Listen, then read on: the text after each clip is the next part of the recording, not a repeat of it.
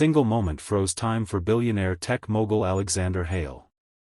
It was a rainy autumn evening, the kind where the city lights reflected off slick pavements like shattered diamonds, and Alexander was stepping out of his chauffeured limousine after a grueling board meeting.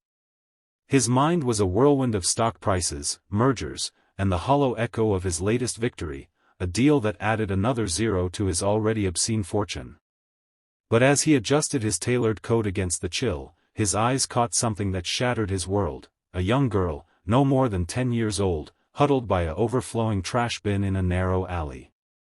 Her clothes were threadbare, her face smudged with dirt, and in her tiny hands, she clutched a half-eaten loaf of bread scavenged from the refuse. What stopped Alexander dead in his tracks wasn't just the sight, it was her words. With tears streaming down her cheeks, she whispered a heartfelt "thank you" to the heavens, as if the discarded bread were a gift from some benevolent force. In that instant, Alexander's heart cracked open, and he knew his life would never be the same.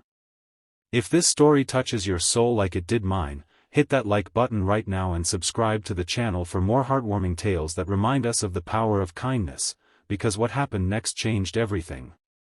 Alexander Hale wasn't always the cold, calculated tycoon the world saw him as. Born into modest means in a small Midwestern town, he had clawed his way to the top through sheer grit and innovation. His company, Hale Tech, revolutionized AI-driven healthcare, saving countless lives while lining his pockets with billions.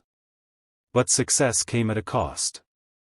His marriage crumbled under the weight of endless work hours, his ex-wife taking their teenage son across the country in a bitter custody battle that left Alexander isolated in his penthouse fortress.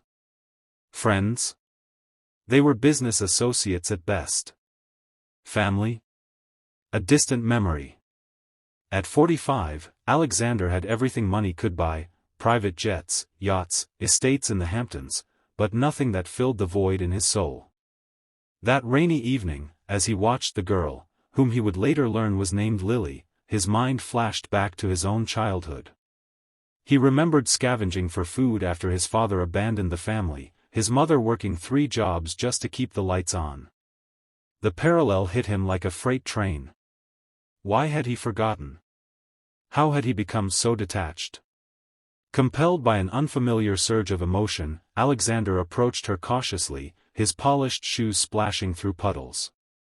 "Hey there, kiddo," he said softly, kneeling to her level despite the rain soaking his expensive suit. "What's your name? Are you okay?" Lily startled, clutching the bread tighter, her wide eyes filled with a mix of fear and defiance. She was small for her age, with matted brown hair and freckles peeking through the grime. "I'm Lily," she murmured, glancing around as if expecting trouble. I wasn't stealing. It was in the trash. Please don't call the cops." Her voice trembled, but there was a quiet strength in it, a resilience that belied her years. Alexander's throat tightened. "I'm not here to hurt you, Lily. My name's Alex. Let me buy you some real food. Something warm." She hesitated, her stomach growling audibly in betrayal. Finally, she nodded, and they ducked into a nearby diner, where Alexander ordered a feast: hot soup, grilled cheese, apple pie, the works. As Lily devoured the meal, her story spilled out in fragments. Lily lived in a rundown apartment building on the city's edge with her single mother, Maria, who worked as a cleaner but had fallen ill with a chronic lung condition from years of exposure to harsh chemicals. Medical bills piled up like autumn leaves, and eviction notices were a constant threat. Lily's father had died in a construction accident when she was 5, leaving them destitute. School was a luxury she attended sporadically, often skipping to scavenge or help her mom. "Mom says we're fighters," Lily said between bites, her eyes lighting up for the first time. "But sometimes, fighting hurts." Alexander listened, really listened, for what felt like the first time in years. He saw in her the child he once was, the innocence he had lost. By the end of the meal, he had made a decision. "Lily, I want to help you and your mom. No strings attached." But help, as he would soon learn, wasn't as simple as writing a check. The next day, Alexander visited their apartment, a cramped one-bedroom in a building that smelled of mildew and despair. Maria, a frail woman in her 30s with kind but weary eyes, opened the door warily. "Who are you?" she asked, coughing into a tissue. Alexander introduced himself, explaining the encounter with Lily. Maria's face hardened. "We don't need charity from strangers. We've managed this far." Pride was her armor, forged in years of hardship. Alexander respected that. He had worn similar armor once. Instead of pushing, he offered a job at Hale Tech for Maria, something light in the administrative department, with full health benefits. "It's not pity," he insisted. "It's opportunity." And for Lily, tutoring to catch up on school. Maria relented after seeing the hope in her daughter's eyes, but challenges loomed like storm clouds. As weeks turned to months, the transformation began. Maria started her new job, her health improving with access to proper treatment. Lily enrolled in a private school on a scholarship Alexander quietly funded, her grades soaring as tutors unlocked her sharp mind. But emotional scars ran deep.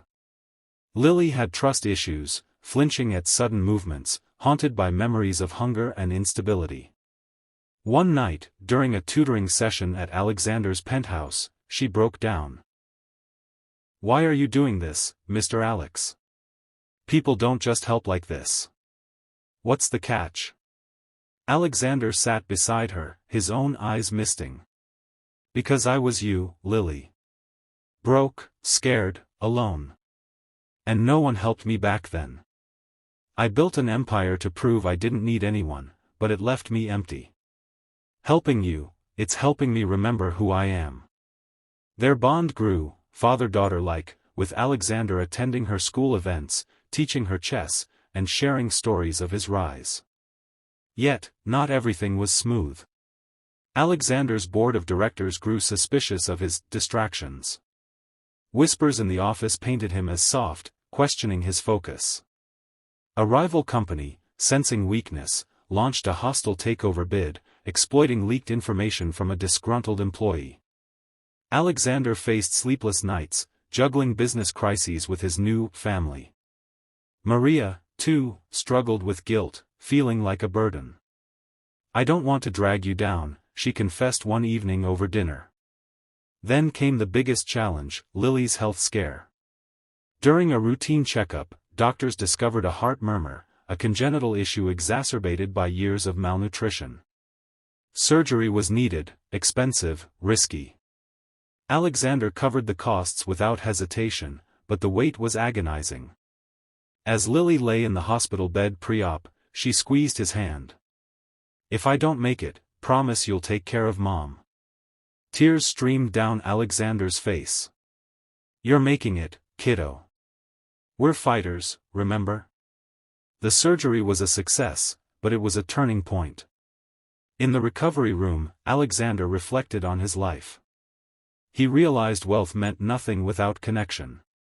He restructured Hale Tech to include a foundation for underprivileged families, channeling profits into education and healthcare programs.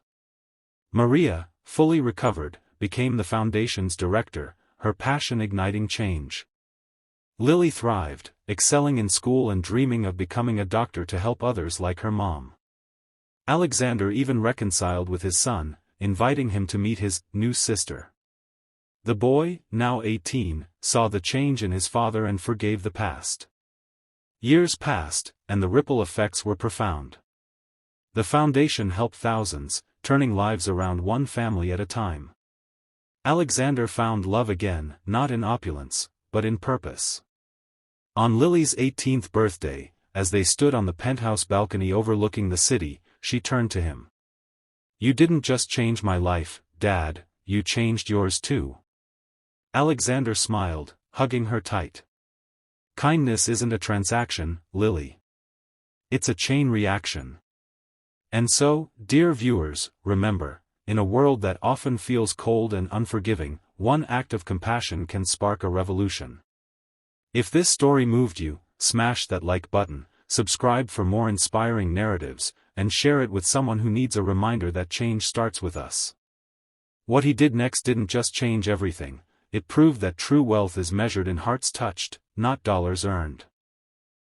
But let's dive deeper into the story, because there's so much more to tell. Flash back to that first week after Alexander met Lily. He couldn't shake the image of her from his mind. Sleep evaded him in his king-sized bed, surrounded by luxury that suddenly felt suffocating. The next morning, he cancelled meetings and drove to the address Lily had given him, a graffiti-covered building in a neighborhood where sirens wailed like constant companions. Knocking on the door, he was met by Maria's skeptical gaze. She was beautiful in a worn way, her dark hair tied back, her hands calloused from labor. "Lily told me about you," she said, arms crossed. "But we don't take handouts." Alexander nodded, respecting her stance. "Then let me earn your trust. How about I fix that leaky faucet I hear dripping?" It was a small gesture, but he rolled up his sleeves and got to work, his expensive watch dangling comically as he wielded a wrench for the first time in decades. That afternoon turned into an impromptu repair session. Alexander, drawing on faint memories from his youth, patched a hole in the wall and even helped organize their sparse kitchen. Maria watched, her defenses cracking as they talked. She shared her dreams. Once, she wanted to be a teacher, but life derailed her. "After my husband died, it was survive or sink," she said. Alexander opened up too, confessing his regrets.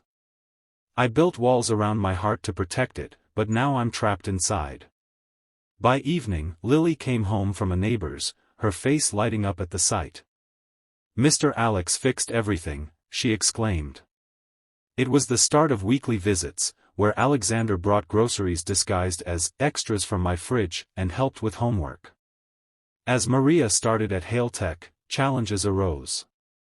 Co-workers gossiped, assuming favoritism. "Who's this nobody getting special treatment?" one sneered. Maria overheard and nearly quit, tears in her eyes as she confronted Alexander. "I won't be your pity project."